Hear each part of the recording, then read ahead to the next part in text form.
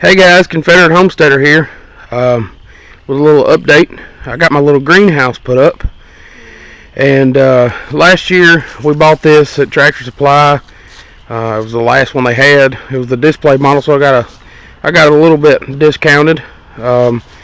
So we used it last year, and it was doing really well until the wind blew it over, and so this year I got a little bit smarter. I put it against the house, and to add a little bit more support here, you can see I put these T-posts in to hold it up, and I drove them into the ground a little bit, just some T-posts that I had sitting around. I put one on each side, and it does really good. It's probably it feels like it's close to 70 outside, and actually I opened it up because it was getting a little warm in there for my starts.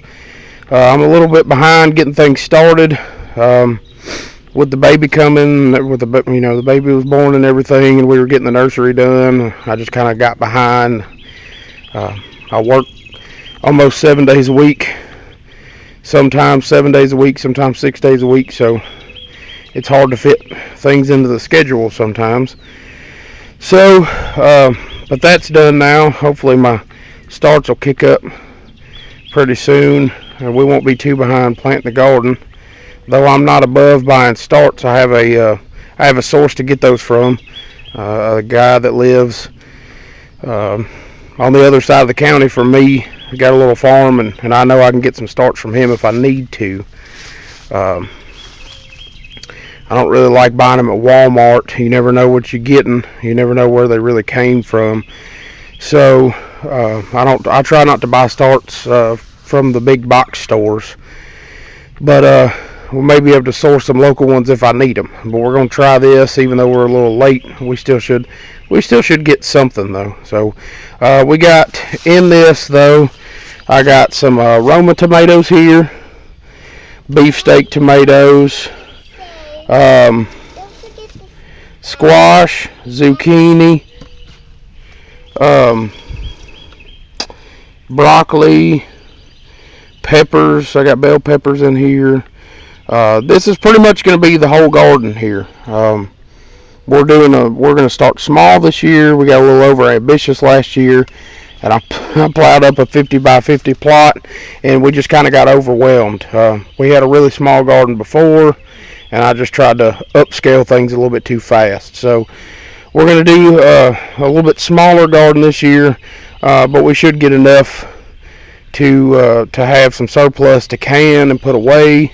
So we're going to be learning to do that this year.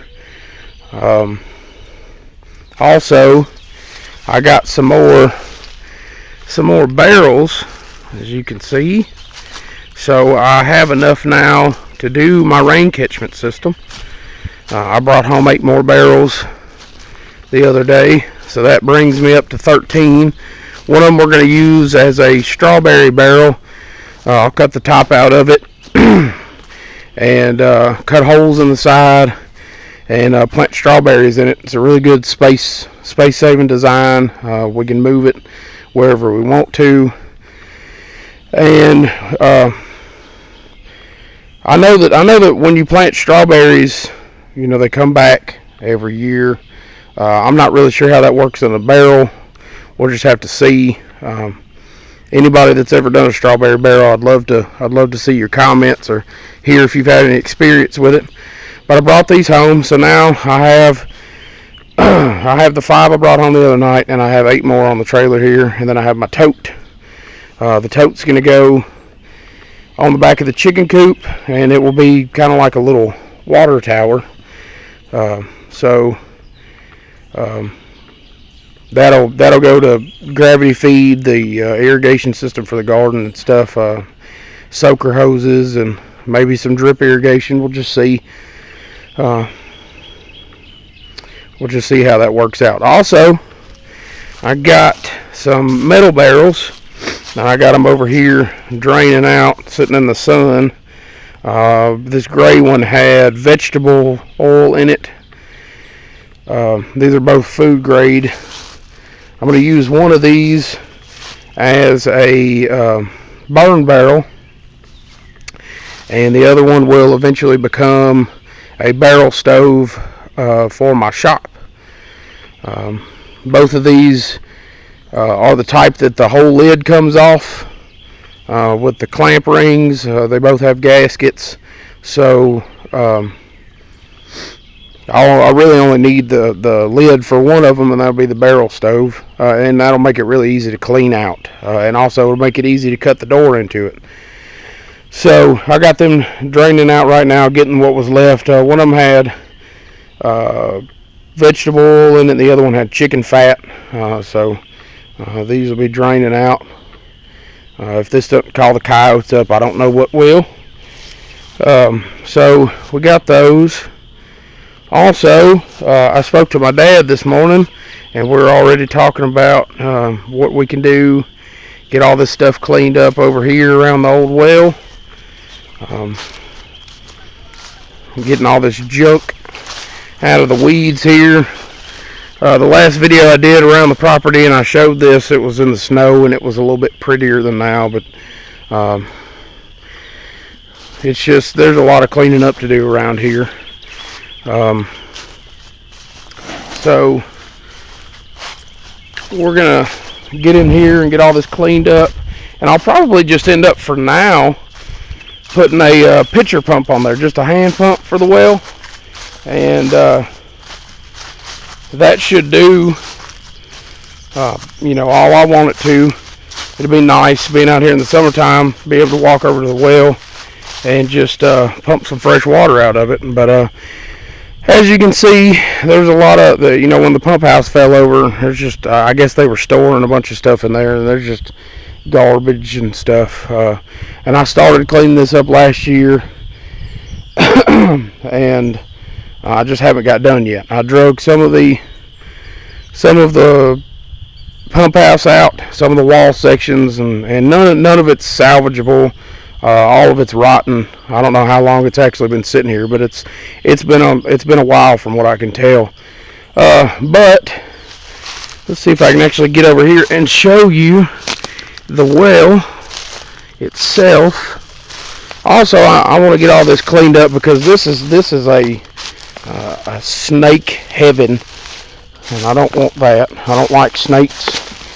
Let's see if I can clear this off a little bit. There we go. So I know it's a little shaky right now. Hang on. Alright, so you can see there's my big well cap there, and there's the there's the hole where they had the pump, and the pipe is actually down in there right now. These, I don't know if you can see this, but these came with the center is removable for cleaning them out. The handle on here, unfortunately, is rusted off on one side, so it's going to take a little bit of doing to get the center part of this cap out. But once I get all this cleaned up, I want to pour a little bit. I'm going to dig down in here and pour a little bit of a pad around it. I've heard horror stories of these things caving in. I don't really expect that will happen. I'm thinking that's kind of a rare occurrence, but I may be wrong. But just to make it a little bit safer, I'm going to pour a little pad over here, and I may eventually build another pump house. I may eventually try to hook this up to where my house is on well water. Well water is a lot better for you if it's the right type. We need to get it tested. But I'm going to get a trash pump and try to get this center out and try to empty the well, pump it all the way down, and see if I can just clean it out, get it good and clean, and get all the whatever's down in there out. That hole's been open for a long time, so just need to do some cleaning in there before we start thinking about drinking that water.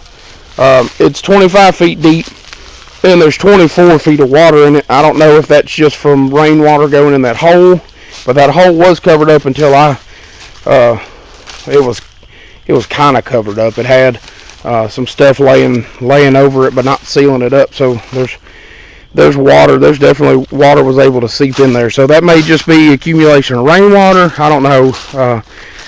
Some people have told me they thought it was a cistern, but I don't think it is. I think it's a well. Usually cisterns are closer to the house. A lot of cisterns were used with rain catchment, believe it or not. That the things that people think are crazy today are actually how people used to get their water. I got a lot of trees and brush and stuff to cut down around here.